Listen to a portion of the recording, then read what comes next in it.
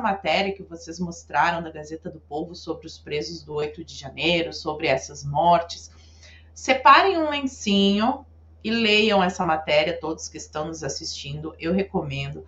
Ali tem a história de pessoas que iriam escapar. A esquerda nunca gostou de militar.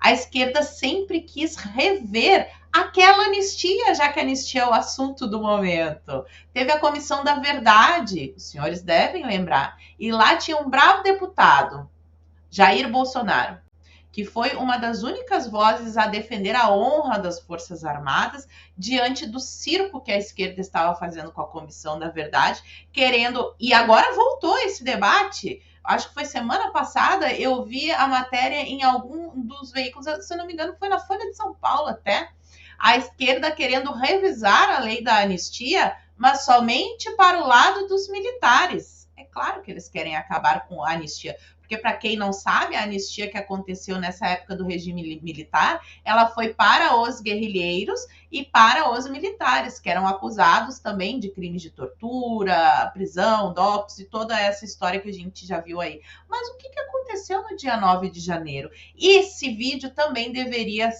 ter um pedacinho especial lá no discurso dos nossos parlamentares lá no Congresso americano.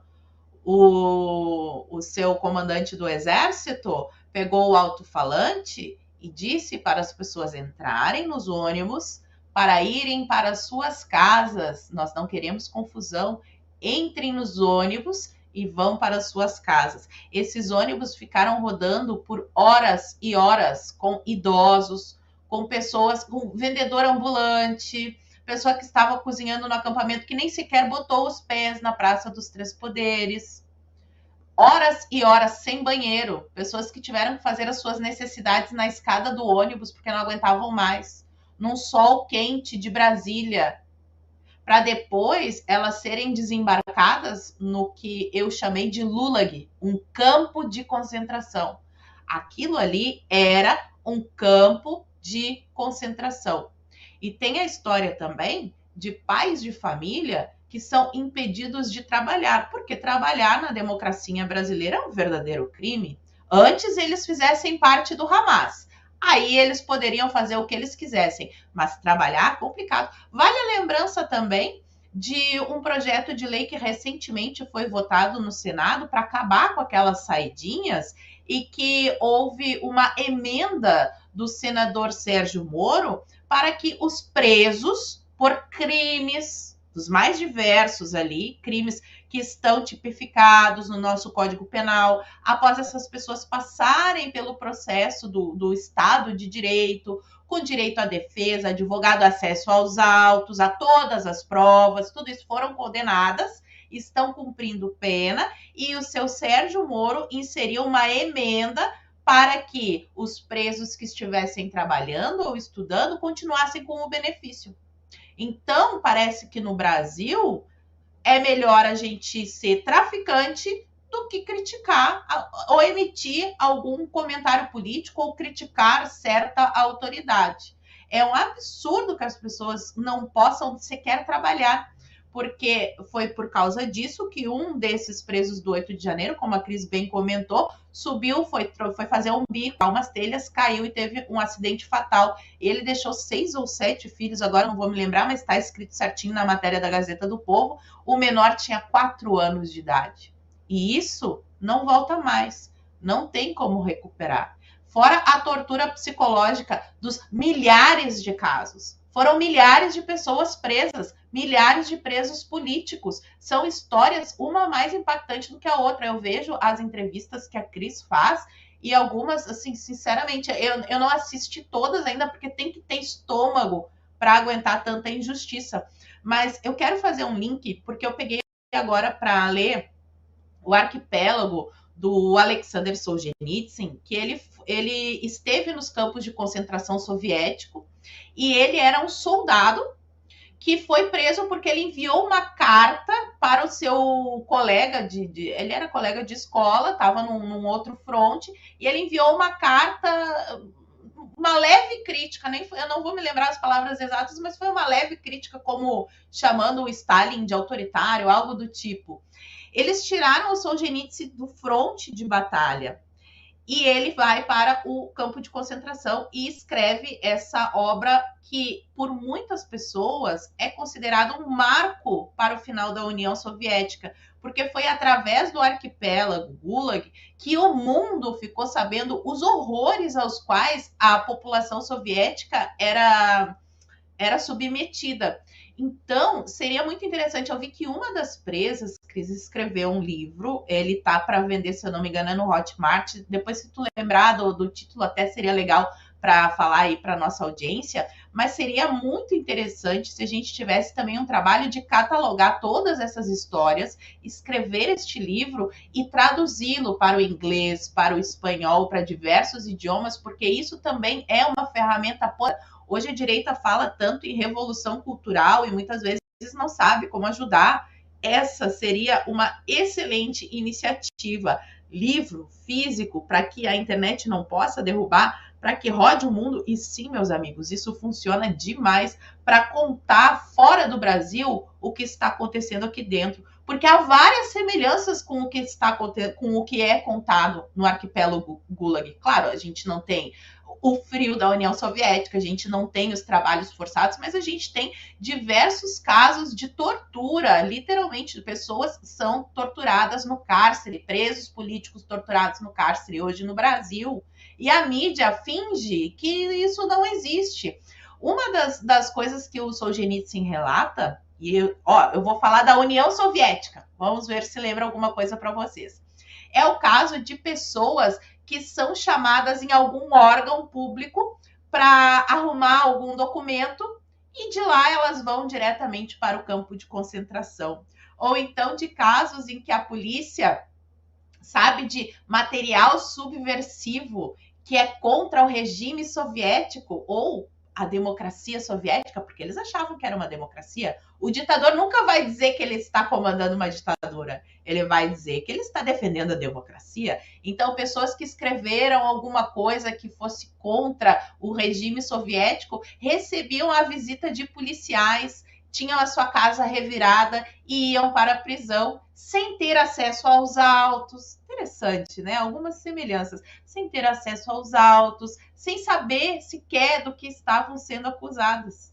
Não é exatamente o que a gente está vivendo no Brasil?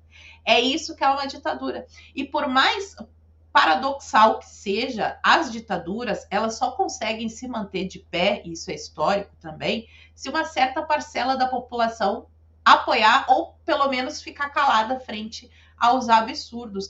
E parecia muito distante, a gente via aquelas histórias do que aconteceu na Alemanha na época nazista, na União Soviética, na China. Eu, pelo menos, me perguntava como pôde milhões de judeus indo para o campo de concentração e ninguém falava sobre o assunto. Como pôde acontecer tantos abusos, eu me perguntava. Hoje eu sei, porque a mídia acusava essas pessoas, esses judeus, por exemplo, que iam para os campos de concentração, de coisas horríveis. Eles estavam sabotando o regime de Hitler. Eles eram uma ameaça para a sociedade. Na União Soviética, a mesma coisa. Na Venezuela do Maduro. Aqui nós temos a Venezuela do Maduro bem pertinho, que tirou a oposição da eleição. Colocou a Maria Corina como uma pessoa elegível. E é a cara mais lavada dos jornalistas da velha mídia vindo comentar: a Venezuela é uma ditadura, realmente. Como pode ser uma eleição que não permite oposição? E no Brasil, o que está acontecendo? Por acaso nós não temos também um grande nome da oposição que foi considerado inelegível? Não é exatamente isso que está acontecendo aqui? Não é muita cara de pau. Aqui no Brasil, a pessoa pode ficar inelegível porque está ameaçando a democracia. Mas que raio de democracia é essa que não tem a participação do povo? Que o povo não pode se manifestar? Que tem pessoas presas, pessoas sendo torturadas, mulheres.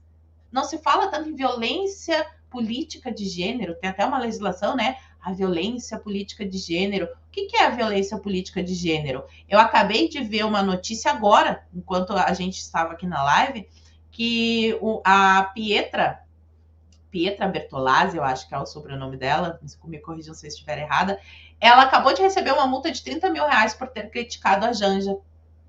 Isso não é violência contra a mulher? Eu, a Bárbara e tantos outros que tivemos as nossas redes sociais, os nossos canais derrubados, que além de ser um lugar onde a gente expressa as nossas opiniões, para mim, pelo menos, é empresa. Eu tenho os custos da minha empresa que eu tenho que pagar. Isso não é violência contra a mulher? Eu não posso emitir a minha opinião livremente? Quem é que eu não posso criticar? O que é fake news? O que é a desinformação? O que é a tal da desordem informacional? Que são esses que condenam uma pessoa à abolição do Estado democrático de direito, a pessoa que estava com uma bandeira do Brasil, uma Bíblia debaixo do braço, que estava cozinhando no acampamento, que tinha um supermercado que fornecia água para manifestantes.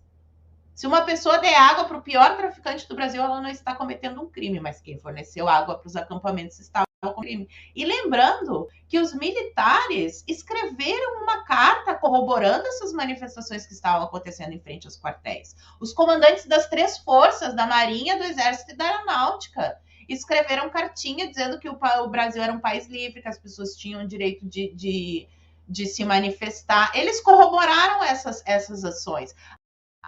Acreditavam que a gente estava vivendo uma democracia, porque não é de hoje que tem acampamento em frente a quartel.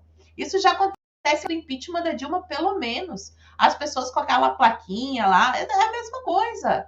As pessoas têm que ter o livre direito de manifestação, se é que querem denominar o Brasil como uma democracia.